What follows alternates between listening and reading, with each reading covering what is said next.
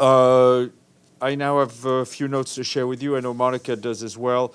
And just to note that tomorrow we will have Leila Sharafi, Chief of Gender and Human Rights at UNFPA, and she'll be joined by Emily Filmer-Wilson, the Human Rights Advisor at UNFPA, to brief you on the latest State of the World Population report put out by UNFPA.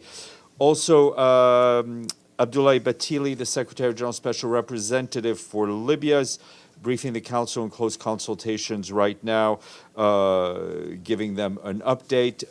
As soon as he wraps up, he will speak to you at the stakeout, the Security Council stakeout. This morning, the Secretary General spoke at the Youth Forum of the Economic and Social Council, telling members that he said the energy and conviction of young people is infectious and more vital than ever when our world is bristling with challenges, tragedies, and injustices. He thanked young people at the forum for speaking out and working for real change. Also, on the occasion of the ECOSOC Youth Forum, the Department of Global Communications is kicking off a challenge as part of its Act Now campaign. Act Now, 1 million actions for a common future. This includes a global call to speak up, to show decision makers that people worldwide are taking a stand for a more sustainable future for all. As you know, Act Now is our campaign encouraging people to take and record concrete steps towards sustainable living and climate action, as it has so far registered more than 20 million individual actions. Our Deputy Secretary General Amina Mohammed is wrapping up her trip to Santiago in Chile. Earlier today, she opened up the Latin American Caribbean Regional Forum on Sustainable Development, focusing on actions needed to accelerate progress on the SDGs. Over the 2 days, Ms. Mohammed held meetings with senior officials, including ministers from Chile, Costa Rica, and Panama. Together with Guy Ryder, the Undersecretary General, she participated in a special session with member states from the region on the Summit of the Future. Both held separate meetings with civil society, children and youth representatives of the private sector, and a group think tanks from the Global South. The Deputy Secretary General also met with directors of UN entities to discuss regional level to effectively support sustainable development goal acceleration. She also met with regional UN resident representatives, and she will be flying back to New York this evening. Turning to Sudan, and just a few points on the conference for Sudan and its neighbors, just co-hosted yesterday in Paris by France, Germany, and the European Union. I can tell you that we are indeed very grateful for them for organizing the event, and to the many donors for their strong show of support for the people of Sudan. We also welcome the endorsement by the co-hosts of a set of key asks on humanitarian access, outlining the main priorities and actions needed to facilitate aid and operations in Sudan, including expanded and sustained access. These points were discussed at an informal meeting chaired by the resident humanitarian coordinator for Sudan, Clementine Nkweta Salami, on Sunday on the margins of the conference. Also, another conference to flag. Our humanitarian affairs colleagues tell us that today's high-level pledging event on the humanitarian situation in Ethiopia is just wrapped up in Geneva. The event was organized with the governments of Ethiopia and the United Kingdom, as well as ourselves, and was well attended by donors, the diplomatic community, and humanitarian partners. Humanitarian colleagues tell us that 21 announcements of financial support were made, totaling almost $630 million. The UN, our Assistant Secretary General for Humanitarian Affairs, Joyce Masuya, thanked the donors and said this is just the beginning, and we hope for continued increased support throughout the year. We, along with our humanitarian partners, are backing the nationally led response to scale up life-saving assistance to 15.5 million men, women, and children, and food aid to 10.4 million people in Ethiopia. The entire plan calls for 3.24 billion American dollars. To fund the immediate response and ensure a pipeline of aid for the next 5 months, $1 billion is needed. The one-day conference will contribute towards that target. Peacekeeping update from the Democratic Republic of the Congo. Our peacekeeping colleagues inform us that the security situation in North Kivu continues to deteriorate, with heavy firing resuming between the M23 armed group and the Congolese armed forces just outside the town of Sake, around Kimoka and Mubambiro. In response, peacekeepers have established a presence in the area while the Congolese army reinforced troops to deter any further attacks from the M23. Peacekeeping mission also intervened to help release 5 civilians, including a woman and 2 minors, following their abduction by an armed group close to Jugu in Ituri province. Following their release, MONUSCO provided temporary shelter and medical assistance before the civilians were transported by the mission back to their homes. Also in Ituri, peacekeepers deployed to a mining site northeast of Bunia to protect civilians in response to an attack by Codeco armed groups. 4 civilians were killed in the attack, and the mission is monitoring the situation. Also want to flag that Volker Turk, our High Commissioner for Human Rights, is in the Democratic Republic of the Congo on an official visit at the invitation of the government.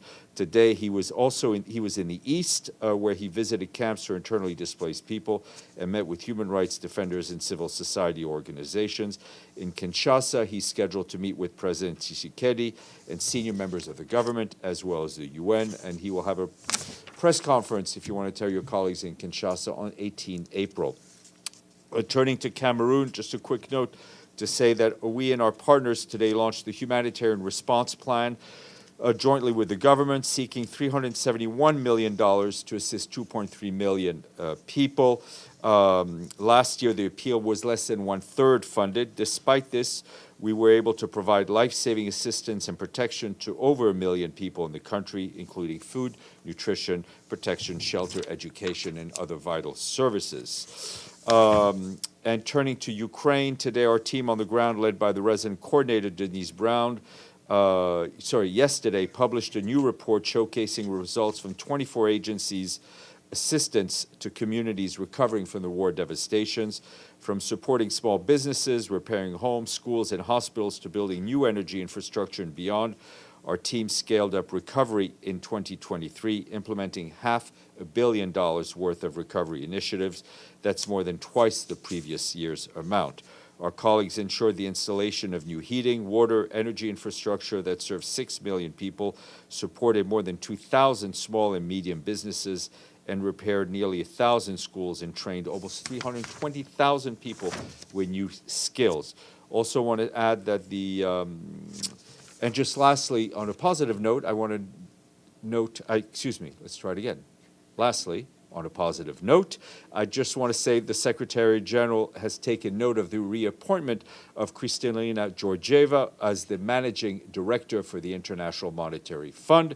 He warmly congratulates her on winning a second 5-year term and looks forward to continuing a very productive professional relationship. Deji. Okay, 2 questions. First, we know Secretary General has been strongly condemned the escalation represented by what Iranians did in the last weekend. Now, there are numerous reports suggesting that there might be a Israeli retaliation on the Iranians, the retaliation on the attack of the diplomatic compound. What's the position of the Secretary General on the latest developments? The Secretary General's position is the one he stated very clearly on Sunday in his call for maximum restraint, and we do not want to see another cycle of an eye for an eye, which is not a policy that will lead to peace. He does not support for another. I think you know Antonio Guterres well enough that. Okay. What he would support and not support. Okay. Since you mentioned Sunday, last Friday, you said grab your lunch and have a good weekend. You surely didn't know what's going to happen that weekend. No, that was just an idiotic sentence that I uttered. Okay. Okay. I have no intelligence whatsoever on anything. Edie.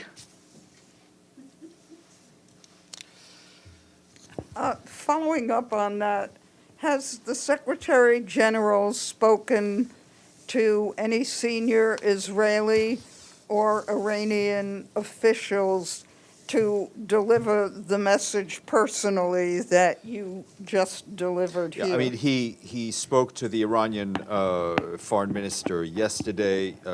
He reiterated to the foreign minister the points he had made in his own remarks to the Security Council in relation to the series of military strikes of Iranian strikes on Israeli military objectives and the armed attacks against Iranian diplomatic premises in Damascus.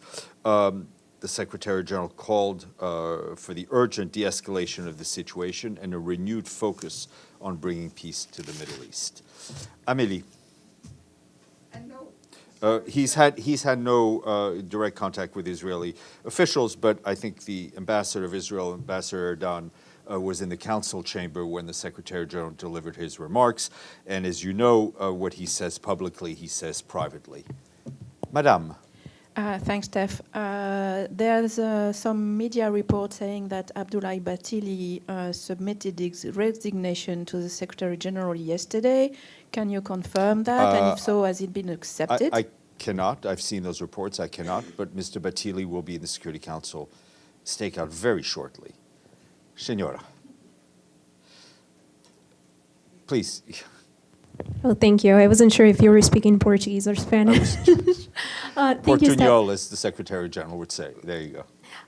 Just to follow up on Edie's question, when was the last time that the Secretary General spoke to a senior Israeli official, and then a couple of unrelated? He's been in touch through various forms of communications with a president. Thank you. With President Herzog and our colleagues on the ground are in regular touch with Israeli officials. Thank you. And is the Secretary General planning on traveling to Washington for the IMF and World Bank meetings? No, I do not expect him to go. We do expect our Deputy Secretary General to be there. And what sort of outcome is he expecting to see out of those meetings, especially after his remarks on that yesterday? I will punt that answer for now. Stefano. Thank you, Stéphane. Yesterday at the Security Council, then after with us at the stakeout, Rafael Grossi, the Director General of International Atomic Energy, said that him and his inspector cannot tell us who is responsible for the attacks at the nuclear Zaporizhzhia nuclear site. Does the Secretary General expect more from the inspectors? Does the Secretary General think the UN should know who is responsible? Or the IAEA is a very clear and technical mandate, right? It is one on having to do with nuclear power plants and nuclear energy. The inspectors have a role there. We do not have the forensic capability of reporting on these strikes, nor should the IAEA, nor does the IAEA. So if it's not that agency, should the UN find another way to find out? We do not have the forensic capability, nor do we have the investigatory mandate on that bit. Abdelhamid. Thank you. Can you brief us about the content of the phone call between President Raisi of Iran and the Secretary General? As usual, you probably know more than I do. I'm not sure they spoke unless they spoke in the last 2 hours. No, I heard it in the on a channel that is close to Iran. So no, he spoke. The Secretary General spoke to the Foreign Minister of the Islamic Republic of Iran, and I just gave the readout to Edie just a few seconds ago. My second question, as you know, the Israeli committed the crime of aggression on Syria, attacking two countries, in fact, Syria and Iran, because the consulate is sovereign part of Iran. The Secretary General, rightfully so, he condemned that. Iran followed strictly the UN Charter. It informed the UN that it will retaliate if the Security Council did not do any move. When they attacked Israel, they put a letter to the Secretary General and to the UN following Article 51. Abdelhamid, And why? I'd just like to know your question. My question. What justification the Secretary General has to condemn Iran, which it followed exactly to the letter the UN Charter? The Secretary General's position was extremely clear in his statement to the Security Council on Sunday. It was extremely clear in the statements he's issued after each of those events. All of you, journalists, analysts, are free to agree with it, not agree with it, take it apart. But the words, I think, were very clear, they were very simple, and they were very direct, and he stands by that. On that note, I will send you over to Monica, and then I will encourage you to go down to Security Council sooner rather than later, because we're holding Mr. Bathily for a few minutes.